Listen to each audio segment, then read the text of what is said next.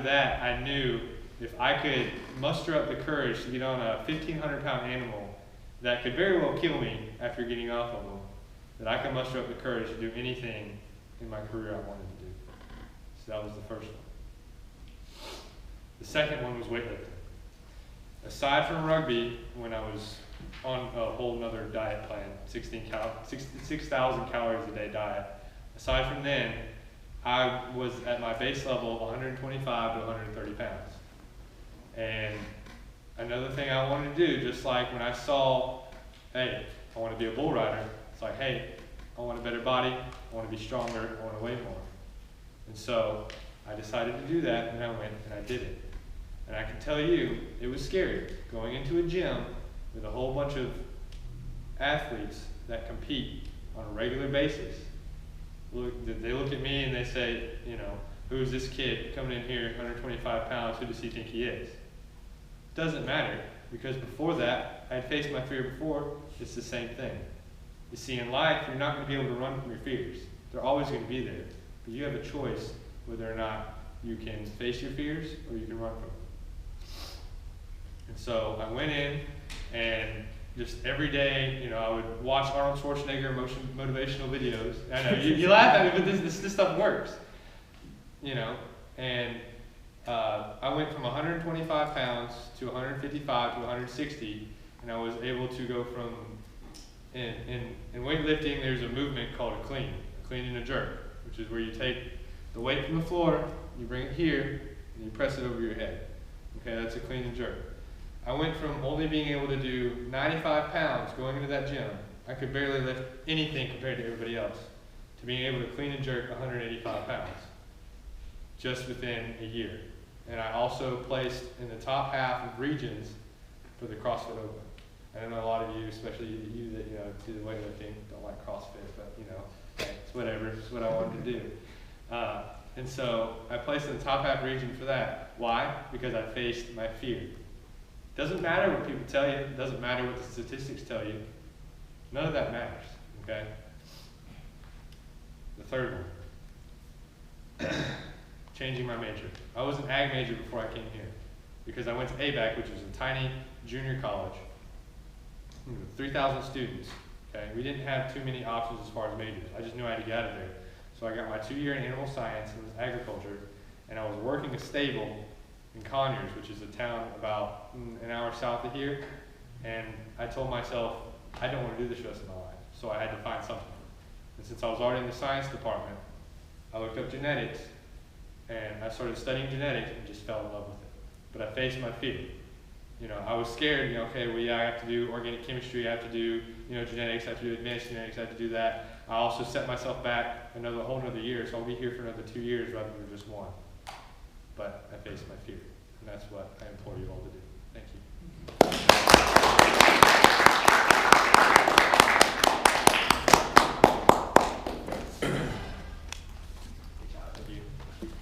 So, for those who just joined us, we're doing something a little different today. So on the back of the agendas that you have, we're actually doing the evaluations on that, and then you would just rip that off and put it in the middle. We're doing that because a lot of times the agendas are wasted, so we're going to say paper, and some people don't really process information into a tiny small box. Some people, such as me, need room to draw arrows and scribble and all the different types of stuff. So for those of you guys evaluating, please evaluate Tyler. And this is his first speech, so provide him with some feedback as to how he did for his first time.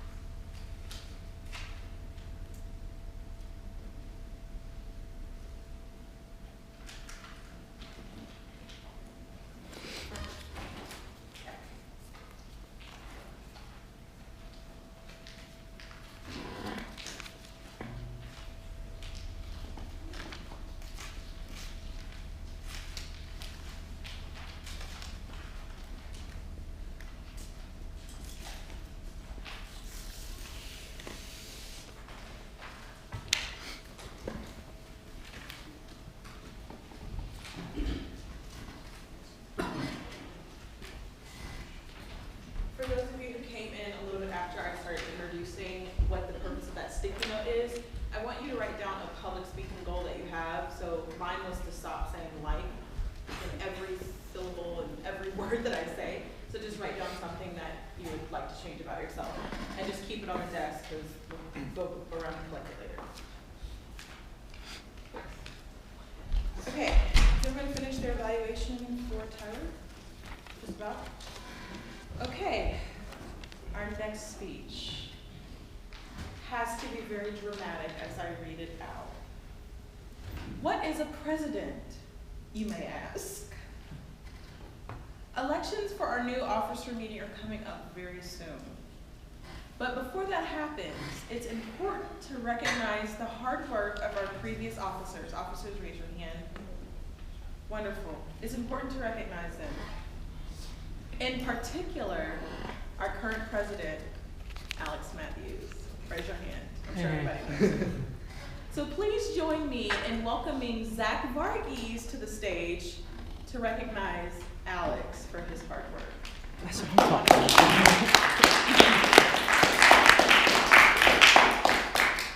All right, hold up. I need to throw out this gum that Alex gave me.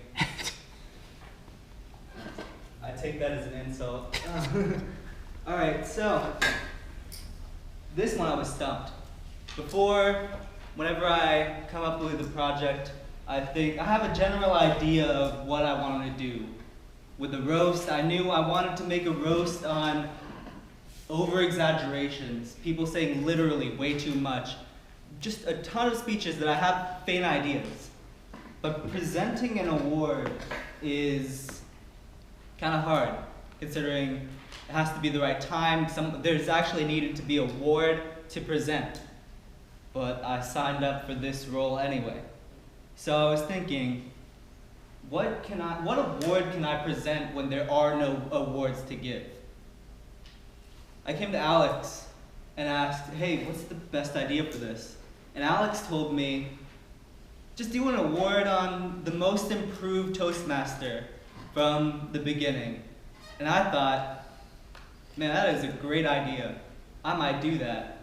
And then I thought for a second, and I thought, and I realized, I can't do that. Because I can't think of a single person that really, they were horrible when they came in, and then they're amazing now. Everyone came in with a positive attitude and is willing to stand on this stage, and everyone right now is an amazing speaker, in my opinion. So I couldn't say the most improved because I couldn't imagine that. Also, that would be favoritism. And the most important thing is it would be really awkward for that person that I just speak about the entire time and they're just sitting there. And I realized, wait, it's gonna always be awkward because you don't usually present an award. So who can I get extreme joy out of making uncomfortable? And then Alex came up. Because it's so fun to make Alex uncomfortable. So I ingeniously created this plan to make him uncomfortable. And I wrote that intro knowing that he would read it and comment on it. 15 minutes later, after I wrote that intro, he writes word for word, "This makes me uncomfortable." And I was like, he took the bait. Right after that, that's why I'm doing it.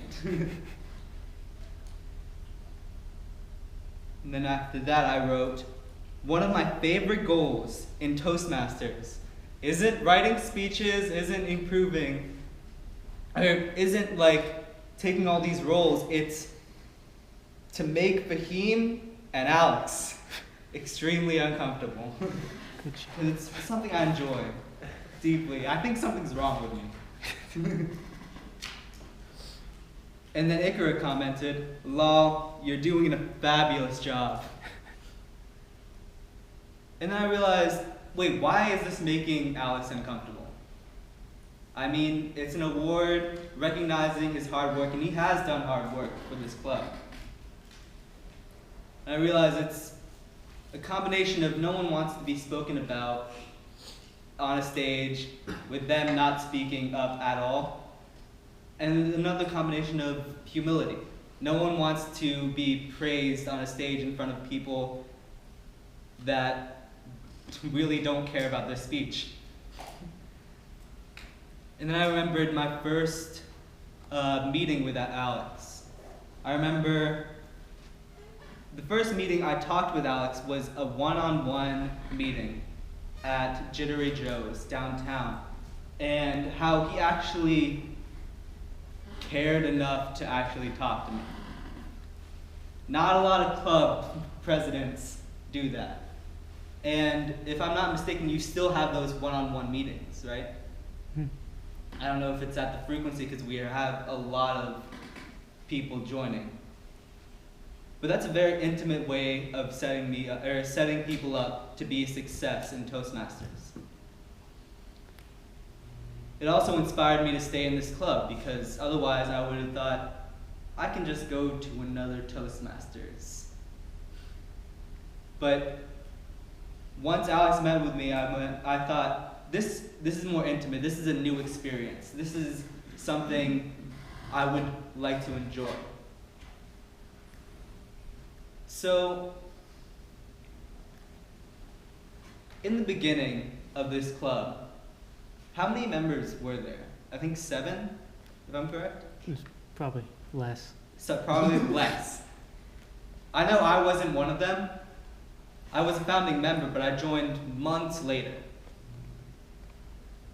But he grew this club. I can't put it all on Alex because it is a group effort of those people.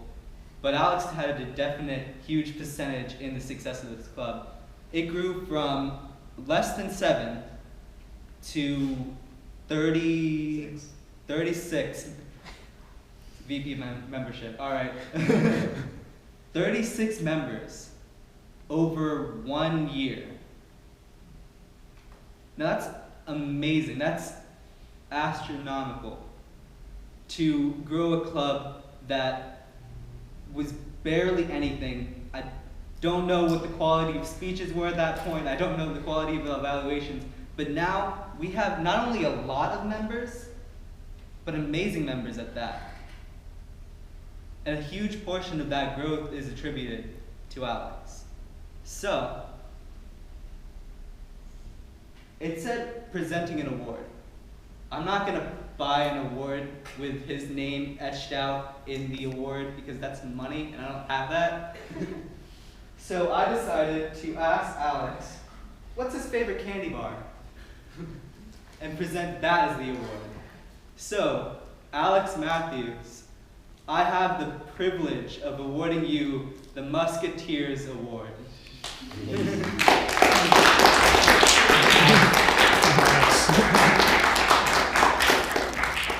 I'm on a diet. Enjoy it later then. So congratulations, Alex, on that very prestigious award. Put it on your resume. Automatically hire you just because of that. Okay. So we're going to do things a little bit differently today. We're actually going to have the evaluators to go at this time instead of having table topics at this time. So just to read off the order, so just make sure I'm clear.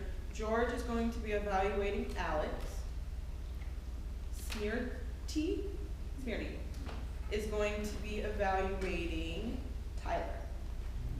And Jatin is going to be evaluating Zach. Okay. So, George, whenever you're ready, could you please come up and evaluate Alex? I'm good to go. You're good to go. Good.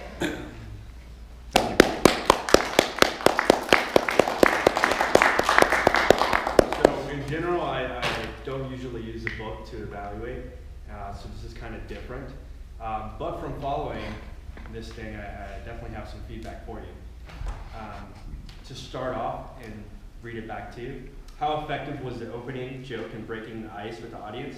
I didn't see the joke, but I think you engaged the audience with a question that wasn't rhetorical. You know, you asked me something and I was like waiting for it if you're gonna fill in the blank, but it was a question for me or the audience to answer. And also the glasses, I was trying to figure out what you were gonna use with it. I figured it was just like you were trying to be smart, you know, with your speech. But I was intrigued by it, and maybe some of the other audience, I just caught myself with the grammar, but maybe some of the audience members were probably intrigued if you were going to use them and throw them or something with them, because it's something that we don't normally see with you. How well did the jokes illustrate or emphasize the speaker's points? I didn't see too much of that, but there was one case where you mentioned the stank breath and how it could be harmful, like high frequencies. So that was your analogy. I thought that was a good one compared to the other ones, where I didn't see much of that. How well was each set of jokes in the speech body? I think your jokes could have been better tied in with the speech.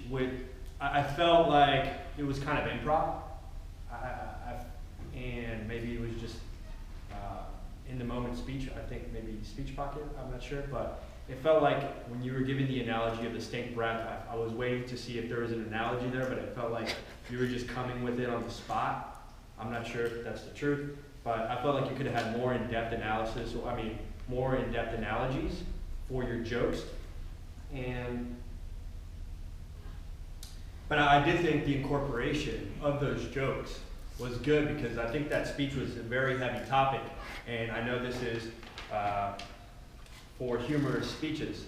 So I felt like you did a good job with something that's really heavy, it's just deep, you know, and maybe some of us are not experts on what frequencies and how this ties into your speech. The transitions, and like I said, I think it was a tough task in making this funny, the topic on frequencies, but for me, the way that I gauged it was audience feedback.